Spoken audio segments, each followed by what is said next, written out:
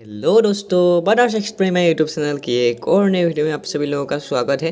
तो दोस्तों, पिछले वीडियो में मैंने एक इन्वर्टर बनाया था जहां पर मैंने दो 3055 ट्रांजिस्टर का यूज़ किया था और यहां पर मैं बैटरी चार्जिंग का भी ऑप्शन इंस्टॉल किया था उस इन्वर्टर पर। लेकिन फ्रेंड्स, बहुत लोगों ने मुझे इंस्टाग्राम पर भी बोला और कमेंट सेक्शन पर भी बहुत से लोगों ने बोला कि यहाँ पर 3055 जो ट्रांजिस्टर हमने यूज़ किया था उसके अलावा एक RPS किट को यूज़ करके इन्वर्टर बनाया जाए, बिल्कुल ऐसा जैसे मैंने पिछली वीडियो में बनाया था।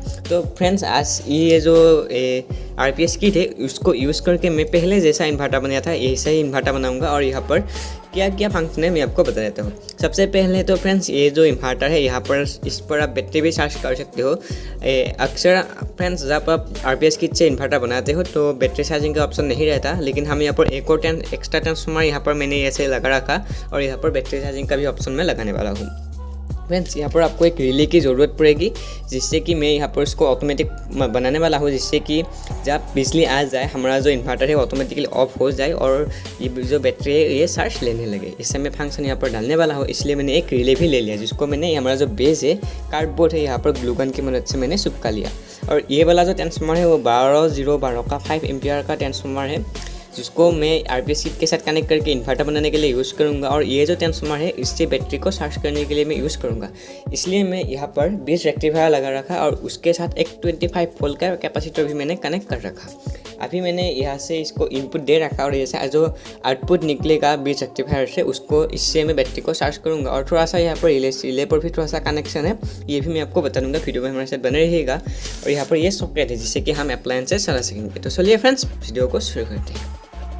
सो फ्रेंड्स, यहाँ पर मैंने जो हमारा RPS किट है उसको मैंने यहाँ पर ग्लू की मदद से चिपका लिया और अभी मैं आपको दिखा देता हूँ कि इसका कौन सा वायर क्या है। मैं आपको थोड़ा सा बता देता हूँ जिससे कि आपको भी पता लग जाए। फ्रेंड्स, यहाँ पर ये दो वायर आप देख पा रहे होंगे जिनको मैंने पकड़ कर रखा, ये हिचिंग वाला वायर है। दोनों हिचिंग से मैंने निकाल लिया और अभी मैं उनको ट्रांसफार्मर के 12 और 12 पॉइंट के साथ कनेक्ट कर दूँगा।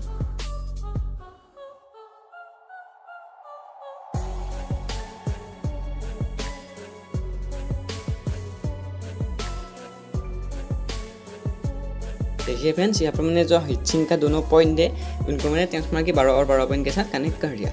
सो अभी हम क्या करेंगे, अभी देखिए फ्रेंड्स, यहाँ से और दो वायर मैंने निकाल लिया, जो कि एक है पॉजिटिव वायर और हिचिंग का पॉजिटिव वायर और एक है निगेटिव वायर। उनको भी हमें कहाँ कनेक्ट करना है मैं आपको बता दूँगा।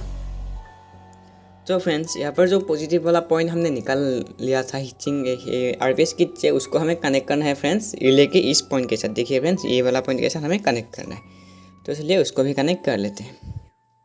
फ्रेंड्स, स्टेप बाय स्टेप हमने जैसा कि आप भी ऐसा कीजिएगा। 100% गारंटी देता हूँ कि आपका भी जो सर्किट है वो बहुत ही अच्छी बनेगी और आप भी उसको घर पर बना सकते हो। देखिए फ्रेंड्स, कुछ इस तरीके से मैंने ये जो हमने पॉजिटिव वायर निकाल लिया था उसको रिले के इस पॉइंट के साथ कनेक्ट कर दिया। अभी फ्रेंड्स, हमें इन दो पॉइंट को शॉर्ट कर लेना है, ये जो इन दो पॉइंट को हमें शॉर्ट कर लेना है और यहाँ से एक वायर हमें निकाल लेना है। तो चलिए इन दो पॉइंट को हम शॉर्ट कर लेते हैं। तो चलिए फ्रेंड्स, इन दो पॉइंट को हम शॉर्ट कर लेते हैं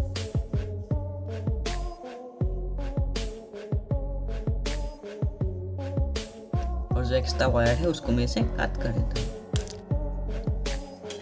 तो देखिए फ्रेंड्स, कुछ इस तरीके से हमने यहाँ पर इसे शॉर्ट कर लिया और अभी हम यहाँ से एक वायर निकाल लेंगे। यहाँ से हम इस वाला जो वायर है इसको हम यहाँ से निकाल देंगे। तो देखिए, और फ्रेंड्स अभी हम यहाँ पर एक डायोड लेंगे। आप देख पा रहे होंगे ये मैंने एक डायोड ले लिया और इस डायोड को हम कनेक्ट करना है इस रिले के साथ। कैसे कनेक्ट करना है फ्रेंड्स, मैं आपको बहुत ही सिंपल भाषा में बता देता हूँ। इसका जो आप देख पा रहे होंगे एक साइड पर एक बैंड लगा हुआ है, जो बैंड लगा हुआ साइड है उसको मैं रिले की तरफ लगाऊंगा। देखिए फ्रेंड्स, आपको क्लियर हो जाएगा देखने से अच्छे से। फ्रेंड्स, मैं यहाँ पर बहुत ही आसान भाषा में समझाने की कोशिश कर रहा हूँ जिससे कि सारे लोगों को समझ में आ जाए। तो देखिए, कुछ इस तरीके से मैंने लगाया, जो ये बैंड वाला जो हिस्सा है वो रिले की तरफ लगाया। ठीक है, तो इस तरीके से मैंने यहाँ पर रिले का कनेक्शन कर लिया। तो फ्रेंड्स, अभी हमने जो वायर को यहाँ से निकाल लिया था दोनों पॉइंट को शॉर्ट करके, उसको हम ट्रांसफार्मर के जो 0 वाला पॉइंट है इसके साथ कनेक्ट करने में कुछ इस तरीके से। देखिए, ये कनेक्ट हो चुका है। और फ्रेंड्स, हमारा जो पावर सप्लाई है, ये जो ट्रांसफार्मर है, यहाँ से हमने 2 पॉइंट निकाल लिया 20 रेक्टिफायर के 2 पॉइंट से। ये पॉजिटिव वाला पॉइंट है और ये नेगेटिव वाला पॉइंट है। तो फ्रेंड्स, पॉजिटिव वाला जो पॉइंट है उसको हम कनेक्ट करेंगे इस पॉइंट के साथ जहाँ पर हमने 0 वाला पॉइंट को कनेक्ट किया था। देखिए, ये कनेक्टेड हो चुका है।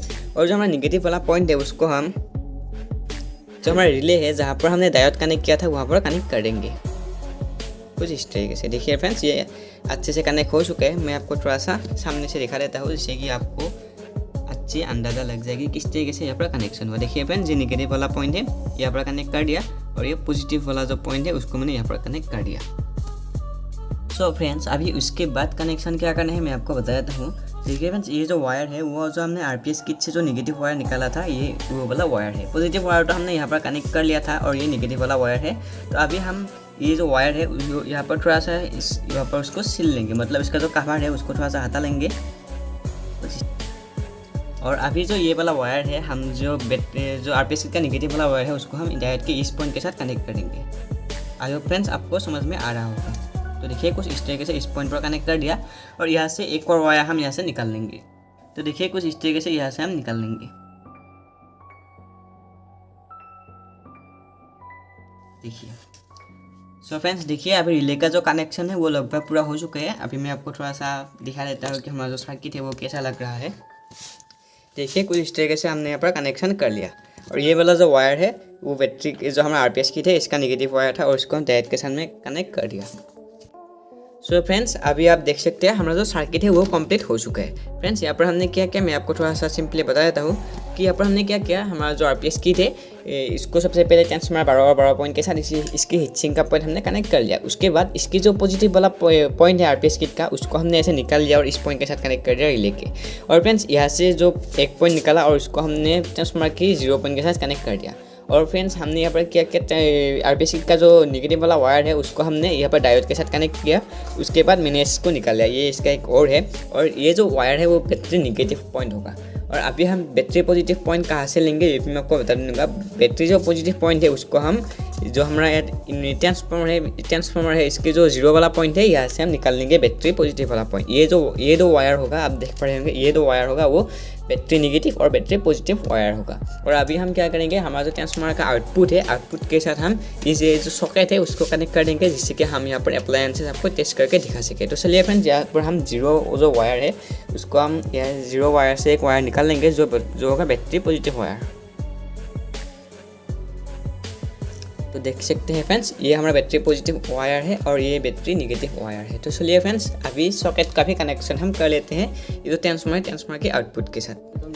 तो देखिए फ्रेंड्स, यहाँ पर हम जो इसके सॉकेट है यहाँ से 2 वायर निकाल लेंगे। ये हम ट्रांसफार्मर का जो आउटपुट पॉइंट है इसके साथ कनेक्ट कर देंगे। हमने एक वायर निकाल लिया और दूसरा वायर भी निकाल लेंगे और फिर हम ट्रांसफार्मर का जो आउटपुट होगा उसके साथ कनेक्ट करेंगे। तो देखिए हमने यहाँ पर एक वायर निकाल लिया और दूसरा वायर भी हम यहाँ से निकाल लेंगे सॉकेट से। फ्रेंड्स, यहाँ पर मैं आपको बहुत अच्छे से चीज़ों को ट्राई करके दिखाने वाला हूँ, तो वीडियो में हमारे साथ अंत तक बने रहिएगा। और आपको ये वीडियो अगर हेल्पफुल लगा तो चैनल को सब्सक्राइब भी कर दीजिएगा। और हम यहाँ पर अभी जो हमारा ट्रांसफार्मर है इसके जो आउटपुट है यहाँ पर हम कनेक्ट कर देंगे कुछ इस तरीके से। तो देखिए फ्रेंड्स, ये कनेक्टेड हो चुका है ये 2 वायर। तो अभी मैं यहाँ पर देखिए ये इसको थोड़ा सा ऐसा निकल गया था, फिर से लगा देता हूँ मैं। तो देखिए अभी हो चुका है और अभी मैं इसको थोड़ा सा ऐसे रख देता हूँ। तो इसी के साथ हमारा जो इन्वर्टर है वो अभी पूरा हो चुका है। आप यहाँ पर देख पा रहे होंगे ये इसका बैटरी नेगेटिव पॉइंट है और ये इसका बैटरी पॉजिटिव पॉइंट है। और हमने रिले का कनेक्शन भी बहुत ही अच्छे से आपको समझा दिया। अभी सिर्फ इसकी टेस्टिंग की बाकी है। और फ्रेंड्स, इसके जो चार्जिंग पोर्ट है ये मैं आपको दिखाया। तो ये जो ट्रांसफार्मर है इसका ये चार्जिंग पोर्ट है, आप यहाँ पर देख पा रहे होंगे। ये इस इन्वर्टर को चार्ज करने के लिए ये पोर्ट का यूज़ होगा। और बैटरी आप यहाँ पर बहुत ही अच्छे से चार्ज कर सकते हो। इसका 3 बैटरी यहाँ पर आपको दिखाने वाला हो। देखिए ये 7 का 3 बैटरी मैंने यहाँ पर पैरेलल में कनेक्ट कर रखा और अभी मैं यहाँ पर आपको इससे टेस्ट करके दिखाने वाला हूँ। तो फ्रेंड्स, आज की इस वीडियो में आप लोगों ने देखा कि किस तरीके से हमने ये जो इन्वर्टर है इसका कनेक्शन किया। फ्रेंड्स, नेक्स्ट वीडियो में मैं आपको यहाँ पर कंपोनेंट चला कर दिखा दूंगा जिससे कि आपको क्लियर हो जाएगा कि कौन सा कंपोनेंट आपको ये वाला जो इन्वर्टर है वहाँ पर देना है। इसके लिए मैं एक सेपरेट वीडियो बना दूंगा। और आज का जो ये वीडियो है वो बहुत लंबा हो चुका है, इसलिए फ्रेंड्स मैं इसको और लंबा नहीं करना चाहता हूँ। इसके लिए मैं एक सेपरेट वीडियो बना दूंगा। चैनल के साथ बने रहिएगा फ्रेंड्स, बहुत जल्द आ जाएगा। Thank you, bye bye.